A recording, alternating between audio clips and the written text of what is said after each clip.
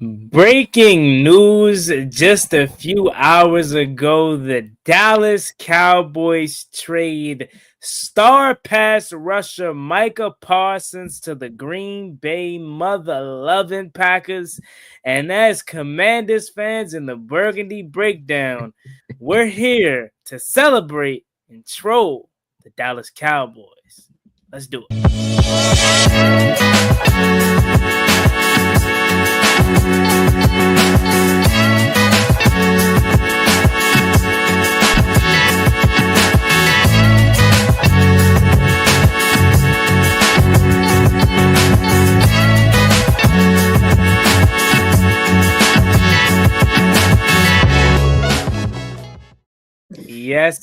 Yes, ladies and gentlemen, your man Juan Gotti, Jon from Ballin In Burgundy podcast. We are down two of our guys, but we gonna hold it down for Reedie and Zee, as we got a blockbuster trade that you would have thought we were involved as a team. How much I've been covering this story, Jon, talk to me, man. Hey, I was at work. I finished making a burger order. I put the fries in the bag because your boys wash sometimes. And I look at my phone and I see Micah Parsons has been traded to the Green Bay Packers for 2 first-round picks and defensive tackle Pro Bowler Kenny Clark. I said, Jerry done lost his mind. He actually did it. He pulled the trigger. I didn't think.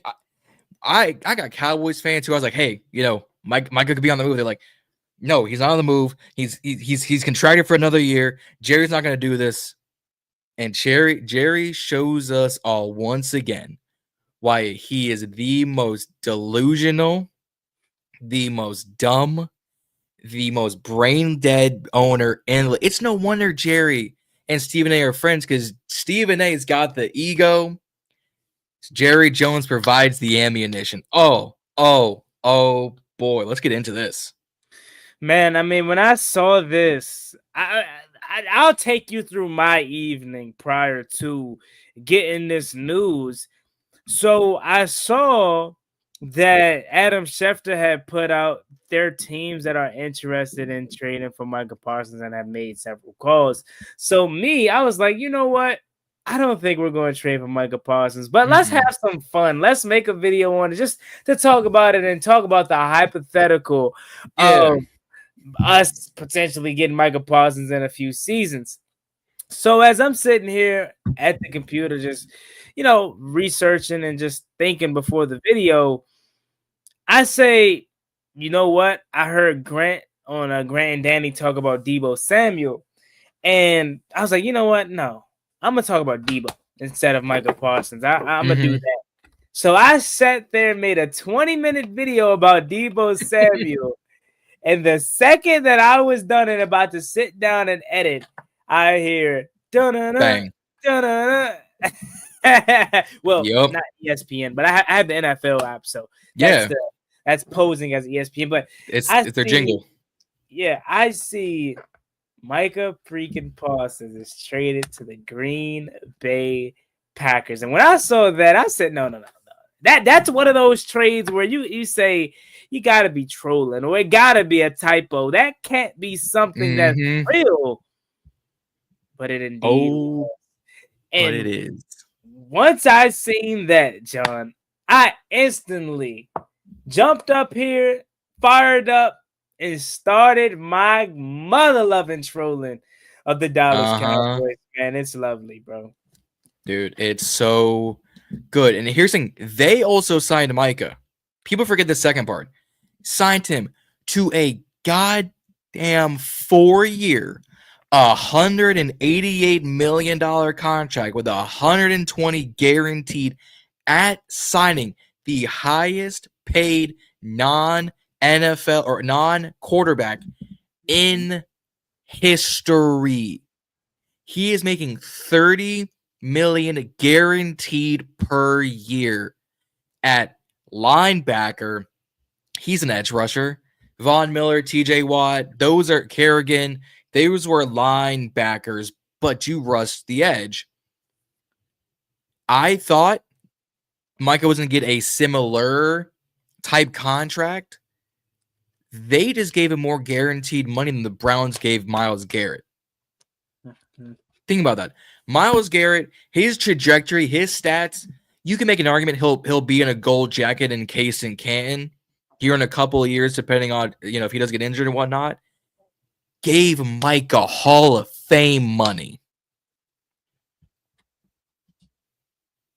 Yeah, I definitely agree, and it's crazy. But do you want me to be real, John? Can I be real for a second? He deserves every freaking penny. He do. Let's be honest. And not just because of what he's done, but John, he's 26. It's insane. He's 20 freaking 6.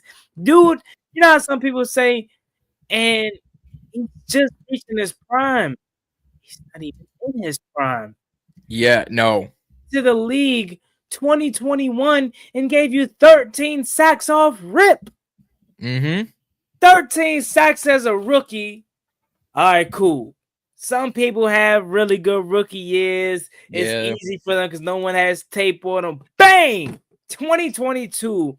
He hits you with 13 and a half. Hit him again. Oh, John, but some people get, 2 get lucky under their belt. Yeah, maybe they just got lucky. That happens. Bang! Uh-oh. 14 sacks in 2023. 3-piece with a biscuit. Well, okay, he's did it 3 years in a row, so maybe I do got to turn my attention to him. Maybe he is really that good. But I'm still jury's still out. Myles Garrett, TJ Watt's better. Yeah. Bang! 12 sacks last year. Remember, if I can remember correctly, he missed a couple games. That offense. I think he missed like 6 games. Yeah. Missed some games. Offense was putrid. No Dak. No secondary. Trayvon Diggs was hurt, right? Deron Bland was hurt, right? No one really outside of him rushing the passer that he could rely on. DeMario Overshown, I believe, got hurt as well. Yeah, sadly. So the Packers trading for Micah Parsons is an absolute masterclass of a move. I don't care if this was $200 million. The market is going to rise each and every day, every year. The Packers are going to make that money back if they're successful. They won. Like, you get 2 first-round picks and Kenny Clark. Well, that helps you stop the run. Yeah. But those because Mozzie Smith is god-awful. He is. Talk about it. Diggy they paid him this past offseason. So they have some stuff interiorly. They got Donovan E, who they think can rush the pass. Maybe Omarion Overshown comes back and is what they think he can be in terms of what I thought he was going to turn into next to Micah Parsons. Overshown's a dog. I give him credit. Overshown coming out of Texas is a dog. I had this thing with Mikey. I had with Cowboy Up Camp with podcasts. I had with AJ, Adam, and AJ, Adam, and the Cowboys Camp Fan podcast. Names of my mind, fellas. I'm sorry. We all agreed. DeMarvin Overshown, Agent Zero in Dallas, is a dog. Injuries killed him at Texas, and they kill him now. Dude, if he was fully healthy and Mike was on the other side of him, this could have been nasty work. Yeah. Green Bay said, we're already the youngest team in the league. Let me turn into Leonardo DiCaprio and let me go after someone younger again. My man Alonzo says, Juan, they are doomed. You're being too nice. Alonzo, look, Alonzo. I'm sorry for being too nice. I dragged on them early. I already trolled them. We're going to troll them. Don't get me wrong. But I wouldn't be a good sport if I didn't try to talk about the positives. But you know what, Alonzo? You're damn right. They're screwed. They're doomed. They lost Micah effing Parsons. And I know he isn't a quarterback, but this feels like they're Quarterback packing in on money. the season. Yeah, quarterback money, and it feels like they hey, we'll see you in 2026. That's what it feels like. But of course, having Dak and CD and George Pickens doesn't necessarily show that. But man, how could they be comfortable to play for an owner that single-handedly pushed a player like this out the door? Did you not see what Micah Parsons said? Micah Parsons simply said they were even, him and his agent were even willing to compromise or to come to maybe decrease to a sympathetic offer. But he said, jury said, play on your 5th-year deal or leave. Guess what he did? Deuce. This man, Jerry Jones, man, I hope he lives forever. Please. Please live forever, Jerry. No, he already does. He is Stephen Jones. His boy don't know no better. His boy a daddy's boy. His boy lives off daddy's credit card. The Jones listen, the worst thing to happen to the NFL, but also the greatest thing to happen to the NFL is Jerry Jones. Can we talk about it? The marketability aspect of Jerry Jones. I will give the old man some credit. He can market the hell out of a team. They are worth $10 billion for a reason. On the flip side, he gives us content every single week. Get Up, First Take, Nightcap, Stephen A. Show, Undisputed, Skip Bayless's new show, Gil's Arena, Cowboys Can Fan, Cowboy Up. Jerry Jones gives us content every single week, and this is another chronicle of the juxtaposition of Jerry Jones in the NFL. I can't believe it, man. I cannot believe they actually did it, man. Here's the thing. Green Bay drafted Lucas Van Ness out of, I forget what Lucas Van Ness, I think Iowa, like 2 years ago.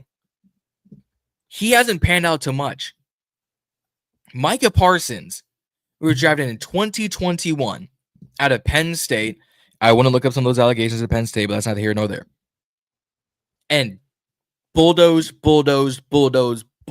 his way, not just through the NFC East, because Micah Parsons was the Dallas Cowboys defense. He killed every quarterback in Washington.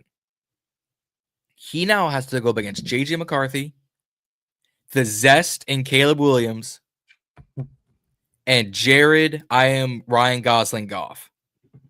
Do you know how excited he is that I'm going to adjust my camera, that 2 of those quarterbacks are statues? JJ ain't running based off his injury last season. Jared don't move like that. Caleb doesn't know how to get out of a pocket. I can guarantee you, he's looking at Matt LaFleur and say, let me do whatever I want. On the field, that is. Off the field, I ain't bringing on to that conversation. On the field, if he has roughly 2 weeks to get acclimated with the team, which is a big change. So I don't see him doing 15 sacks. But if he has another 11, 12 sack season on a brand new team, there is no debate about the title that's put on Micah as a generational talent. It becomes almost undisputed that as a talent, you can't touch Micah Parsons in that aspect. But if he comes out and has a 5-sack season, there's going to be excuses. And we're Commanders fans saying this. There's going to be excuses from Green Bay fans. And the Cowboys fans are going to go, see, we done told you.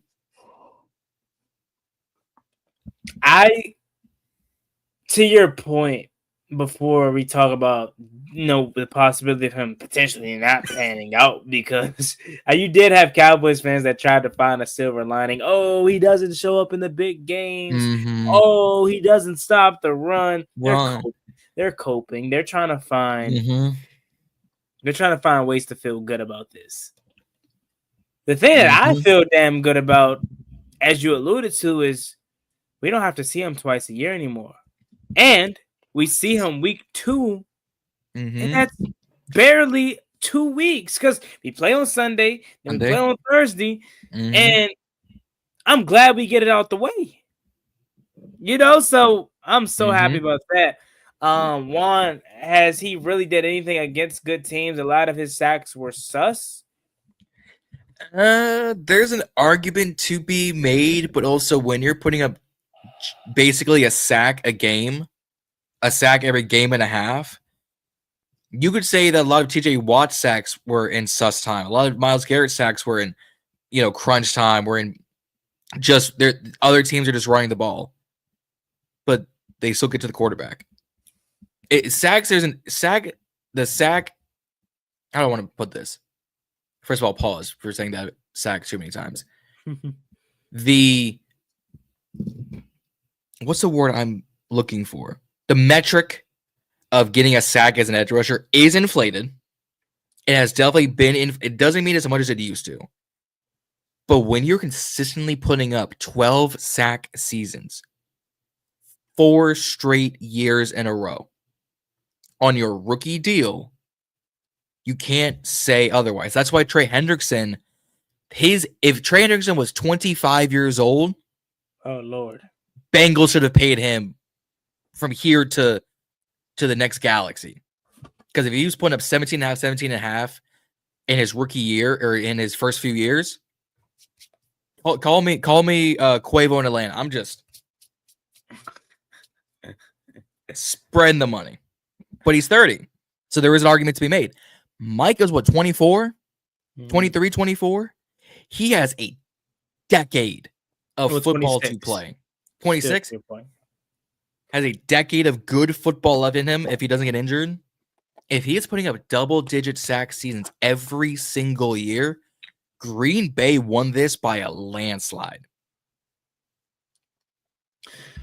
I mean, I just look at it as I don't see him falling off.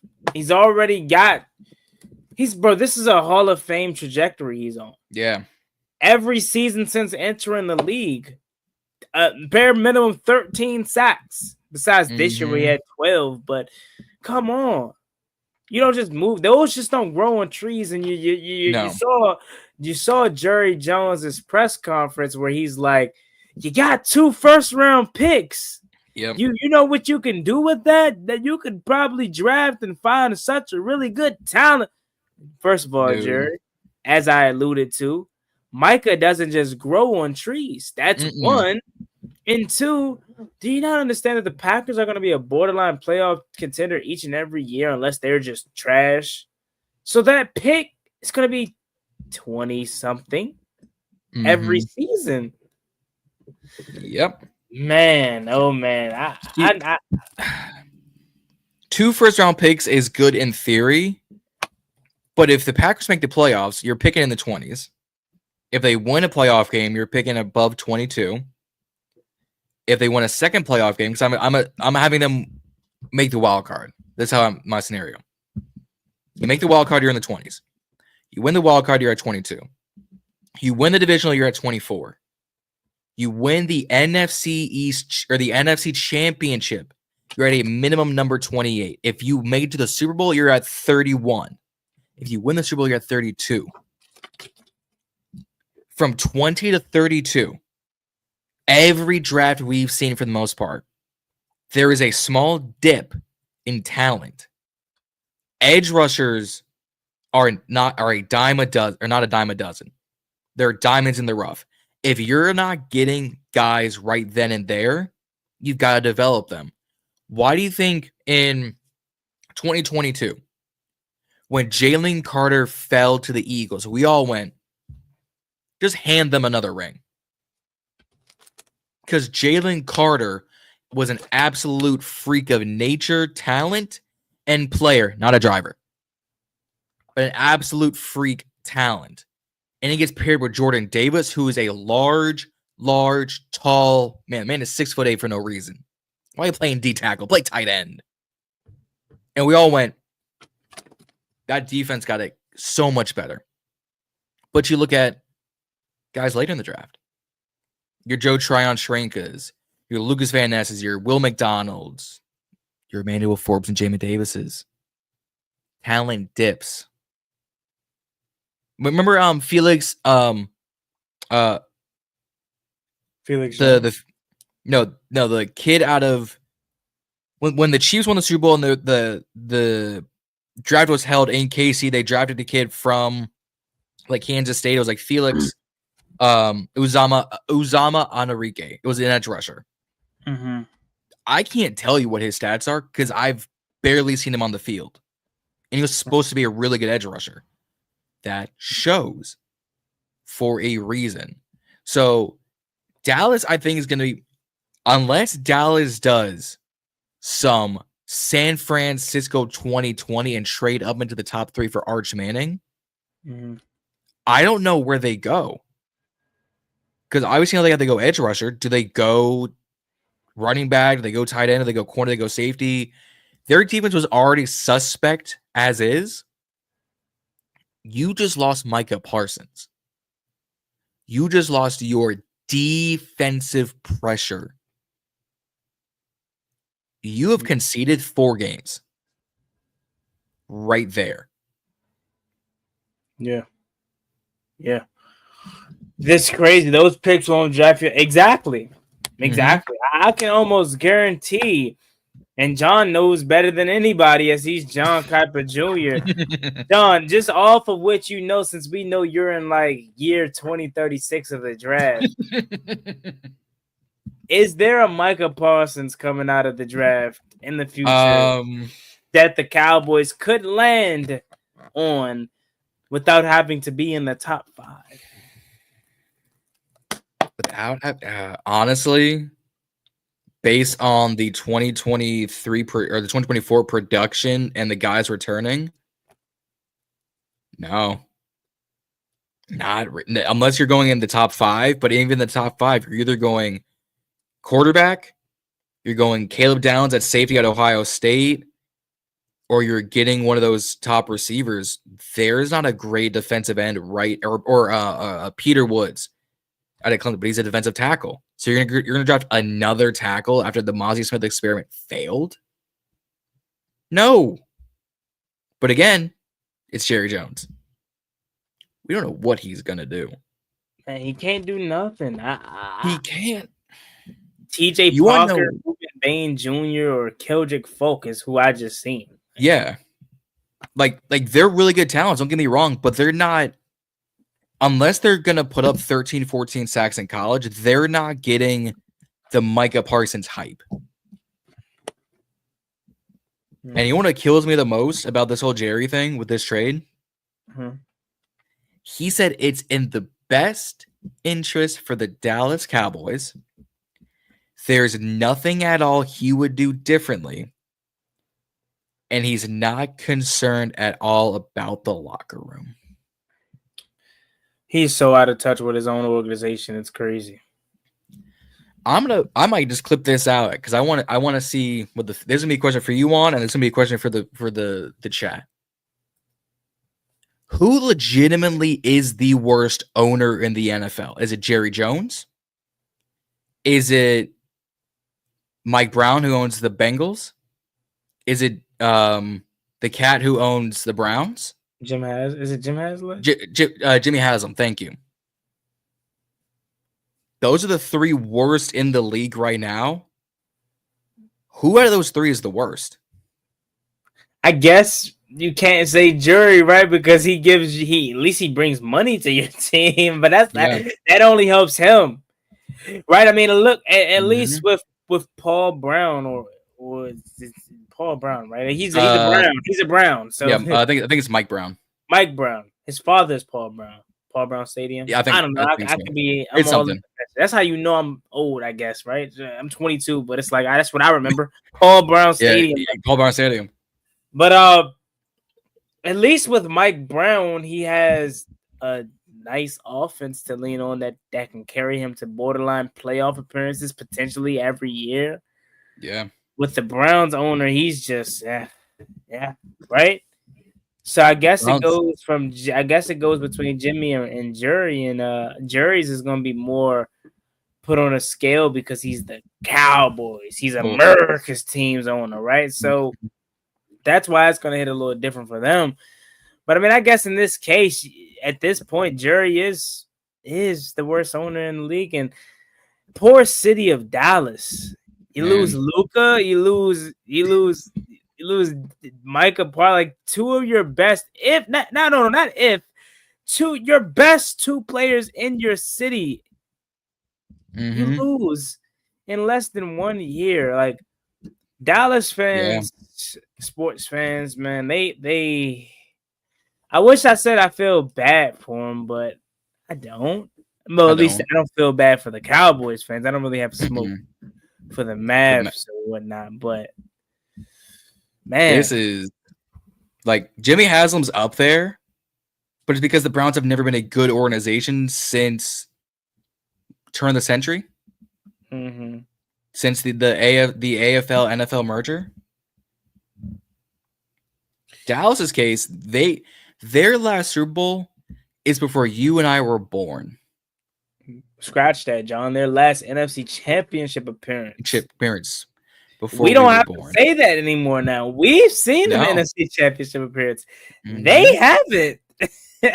Nope. There is. I gotta find them. I gotta find the meme because there is an Office meme where it's the San Francisco 49ers haven't been to an NFC Championship game. Or haven't been to a Super Bowl in 25 years, but it's looked at as just regular talking. And when the Cowboys do it, it's harassment. I got to find the meme because Jerry is the same thing every single year. Stephen A is right, guys. There is a little black cat running around that franchise. And it strikes again. Just crazy. It's every time. And we haven't even started the season. And we're talking about the Cowboys. Man, what is September 4th going to look like? 1 week from, let's say, today. Literally today. Next Thursday. We are Eagles Cowboys. Oh, my God. We are going to here. Oh, no. What? So I had a feeling the Eagles are already going to win this game because that, like, Super Bowl champions will not. They just conceded that game. Micah didn't want the smoke. Damn you, Micah. Damn you, Cowboys. I picked you all for the upset. And that ain't happening with no Micah Parsons, man. Wow, that's crazy. I can't wait for Thursday, though. I cannot wait to see. They're going to talk about this trade more than the actual game. So tomorrow is Friday, so we have one official day of First Take talking about this until the weekend. I guarantee you, come Monday, this is being dragged out till the game. Because First Takes here in Norfolk, they're doing their HBCU tour. So today they kicked off here in Norfolk State. I almost went behind enemy lines and saw the crew. I cannot wait for Cowboy college fans to talk about this on Friday and Monday because I need Stephen A to come out, cowboy hat, cigar. I need Southern Steve on TV tomorrow. I haven't followed him on socials. I'm sure he's already posted something, right? Oh, let me look. I'm more than certain he actually hasn't. Oh, he might be saving it for tomorrow. He might be building suspense. Yeah, he has. The last thing he posted was 4 hours ago, talking about Governor Westmore's response to Trump's deploying of. Oh, he might be saving this. That's must see TV, huh? That is must. Oh, this is a good point. So this is from I'm on CBS Sports on Instagram. So an anonymous AFC coach gave Matt Zentz a quote saying, I'm happy for Nico Harrison. This now might be the worst trade ever. Kenny Clark is 29 years old, and the 2 first rounders don't help you until next year. Is this work? At least you got Cooper Flag. Maybe you need to call up David. I said David Stern. Oh man. Oh, it's that's time to sugar go age. It's time to go to sleep, man. Yeah. But you need to call up freaking fracking Roger Goodell and say, can you finesse the draft somehow and get us the first pick? Maybe get us the first pick from, I don't know who we think going to with the first pick this year. Saints, Titans. I think it might be the Saints in all honesty. Maybe you call up the Saints and say, hey, let's trade a first round, something. Because other than that, you are now the worst GM in Dallas. And I didn't think, and Nico was it Nico Hurston? I didn't think it could get any worse. But it did. Wow. It really, really did. That's tragic for them. For me, it's not so much. I'm happy. Hey, we're happy for. Honestly, I'm happy for Micah getting his contract because he deserved every dollar of that. Jerry Jones. I'm gonna remix the rock here. Jerry Jones just cost himself millions and millions of dollars in revenue, in merchandise sales, and fan ticket experience. Ratings. He just lost himself millions, which only would have cost him 120 million guaranteed. He's about to lose out on so much more. It's crazy. But that said, I think we're out. We're in and out 30 minutes. Micah's out of here. Nothing to do with Washington, but has something to do with Washington because we play on week 2 and it's our division rival. That's it. And we won't see the Packers for another 2 years on our schedule, anyways. So we got them out the way. Man, I can't wait for that Thursday night game. I'm excited. I will say though, he's gonna look fire in that green. That green on Micah, look at the artwork that Jon put together, man. Man, I'm gonna see if I can share the screen real quick because they put it up. You got it on a man, Micah in that green.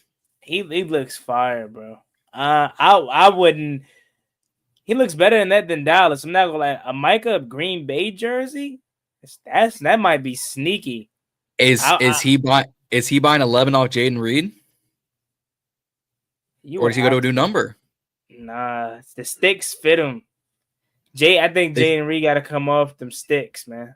They do, but it's gonna cost Reed if it's this late in the season. So Micah might just go, hey, here's a cool $2 million. I'm taking the sticks. He just got paid a whopping $188 million. What is the signing or what is the guarantee signing or something like that? It's 120 guaranteed at signing. So cut it up however you want. He's got 120 million hitting his bank account across the next 4 years. Because he's still on a rookie deal. He is still on the last year of his rookie deal. Can you imagine seeing $120 million in your account? Could you imagine just 1.2 hitting your account? Man, that is crazy. Because what is that? About roughly 30 mil guaranteed a year, a calendar year? 30 mil across 12. So that's 2.5 mil a month. 2.5 could, man. What is that? $625,000 a week. What is that? Every day he makes $89,000. He's making $3,700 an hour. How much an hour? $3,700. So he's sleeping and right now and making $3,700 next year. So he's making 62. I'm doing the math. $62 a minute. Every time he blinks, $62. $62. Think about this. So we've been on air for 35 minutes. If you own a classic vehicle from he has already made in that 35 minutes 2,100. I can't even tell you the last time I seen 21. 2 months pay for me is that. So I mean, man, that is insane money. Yeah. But that being said, man, quick stream. Just wanted to get something out to talk about this Micah deal. I know it shocked the world, but that's all I got to say. If you don't have anything else for the fam out there, John, we can skedaddle. Make sure you share and subscribe, comment, and turn on post notifications. It's the Burgundy Breakdown. Don't forget about our two guys, either Reedie and Zee, as always, here too. We're the four guys that's bringing you the best coverage on the Washington Commanders, the Burgundy Breakdown. Don't forget to subscribe to this page. Subscribe to Jon Ballin In Burgundy podcast, or you know how I always tongue tie it up. But subscribe to Jon Ballin In Burgundy podcast. Subscribe to Reedie and Zee. And also subscribe to yours truly, Juan Gotti. I ain't really nobody, but give me a shot. Don't you do that? Don't you start with that? Give me a shot, man. I promise I won't let you down. But if that's all we got, fellas, or fella, because it's not four. I'm used to talking at all three, in all four. Yeah. But if you don't got anything else, it's been we out. Juan. It's been Jon. You still got the pause. Zee is going to. If Zee watches this, he's going to get you. Yeah. But we're out. Peace.